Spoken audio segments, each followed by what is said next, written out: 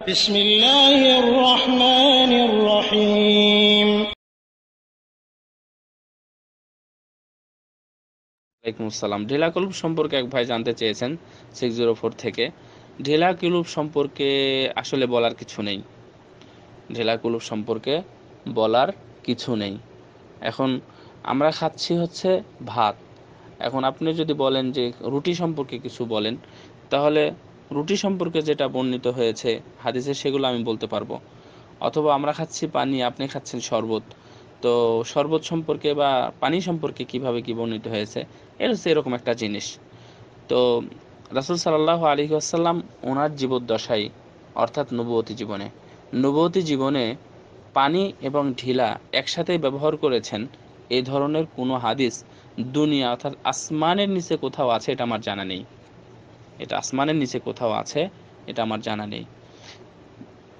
এই কথাটা বা এই অধ্যায়গুলো এসেছে ওই যে দেখবেন সূরা তাওবার মধ্যে আল্লাহু ইউহিব্বুল মুতাতাহিরিন ফামান আসসাসা বুনিয়ানাহু, যাকে দেখেন আল্লাযিনা তাখাযু মাসজিদান দিরারা ওয়া কুফরা তাফরিকাম বাইনাল মুমিনিনা ওয়া সাদাল লিমান হারামাল্লাহু ওয়া রাসূলুহু। এখানে এই আয়াতে আছে, অর্থাৎ 10 নম্বর না বা 11 নম্বর পারা 3 নম্বর পৃষ্ঠা থেকে মোটামুটি 2-3 আয়াতের মধ্যে মানে এই কথাটা এসেছে যে কুবাবাসীদেরকে আল্লাহ রাব্বুল আলামিন ভালোবাসেন। কেন? তারা পবিত্রতা অর্জন করে কেন, কিভাবে?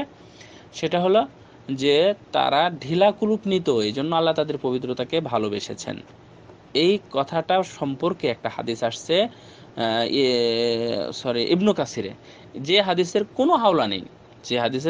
অর্থাৎ এই হাদিসটা বলা যায় যে মাউজু এবং নিতান্তই জয়ীফ। এই বিষয়ে একটা হাদিস আসছে, কিন্তু আসলে সত্য কি, এবং এটা হচ্ছে মুনকার, মানে যেটা একবার সহি, অর্থাৎ সত্য কথার যেটা বিরোধী। আল্লাহ রাব্বুল আলামিন তাদের প্রশংসা করেছেন। কেন? তারা পানি দিয়ে পবিত্রতা অর্জন করত। আপনি হাদিসগুলো দেখেন, সেই হাদিসগুলো খুলেন, আপনি ওইটা পেয়ে যাবেন। তারা পানি দিয়ে পবিত্রতা অর্জন করত। এখন আমার প্রশ্ন হলো যে পানি দিয়ে পবিত্রতা অর্জন করার জন্য আল্লাহ তাদেরকে ভালোবাসবেন বা আল্লাহ তাদেরকে পবিত্র বলে একবারে কোরআনে বিশ্ববাসীর কাছে পরিচয় করে দিচ্ছেন কেন?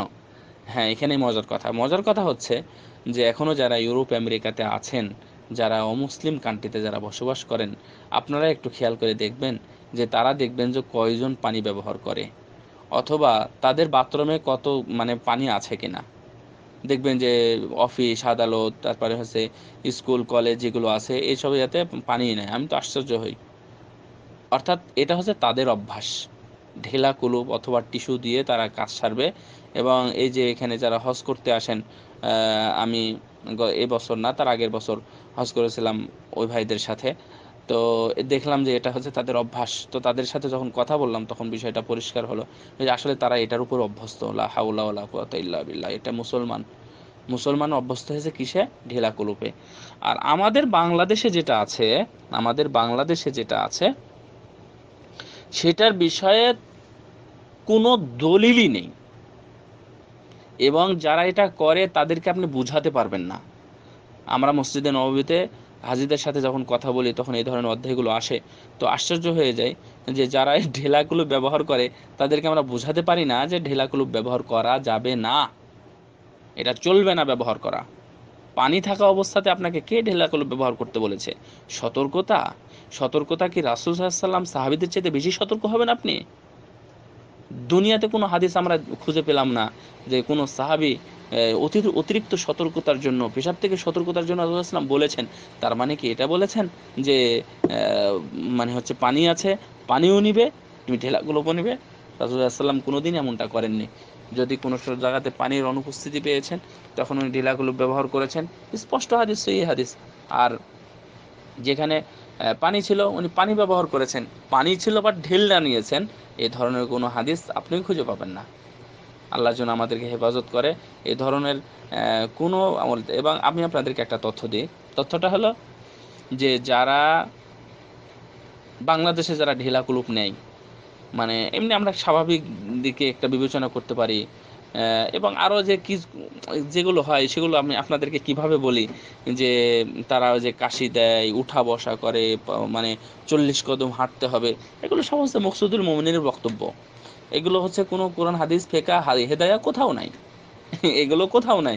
এগুলো এসে ধর্মের মধ্যে এমন ভাবে ঢুকেছে, ওটা শরীয়ত হয়ে গেছে, না করলে মানে আপনাদেরকে যেন খারাপ ভাবতেছে, হায় হায় এ শুধু পানি নিয়ে চলে গেল, ও পেশাব মনে হয় ঢুকলো বা ইত্যাদি অনেক কিছু আপনার প্রতি ধারণা করবে। এগুলো এগুলো এগুলো নেহায়ত অন্যায়, শরীয়তকে বিকৃত করার এটা হচ্ছে অংশ।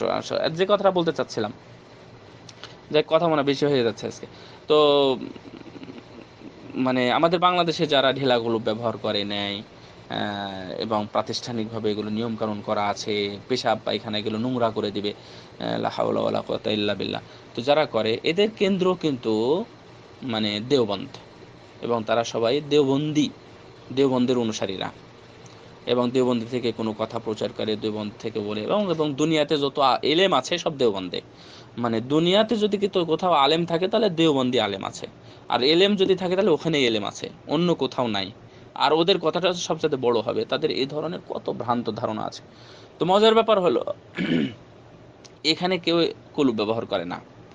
তো যার একজন কাছে তথ্য জানলাম যে হ্যাঁ ব্যবহার করে, হয়তোবা হাজারে এক আধজন হতে পারে, এটা আমার ধারণা, মানে ধারণা করে বলতেছে, মানে দেখা যায় না তো, হাজারে এক আধজন হতে পারে। মজার ব্যাপার হলো সর্বশেষ কথা, যে যাদেরকে দেখা যায় তারা হলো সেই বাংলাদেশি ভাইয়েরাই, আস্তাগফিরুল্লাহ, প্রায় বিশ্বের বিভিন্ন অঞ্চল থেকে সেখানে পড়াশোনা করে। কেউ ঢেলা কুলুপ, সেখানকার ছাত্র শিক্ষক কর্মচারী এলাকা কমিটি, কেউ ঢেলাগুলো ব্যবহার করতেছে না। আর আমার বাংলাদেশের ঢেলাগুলো বাস্তবায়ন করে ছেড়ে দিচ্ছে, লা হাওলা ওয়ালা কুওয়াতা ইল্লা বিল্লাহ। আল্লাহ আমাদের হেফাজত করুন ভাই, এগুলো থেকে বিরত থাকুন, আল্লাহ আমাদের হেফাজত করুন। জাযাকুমুল্লাহ।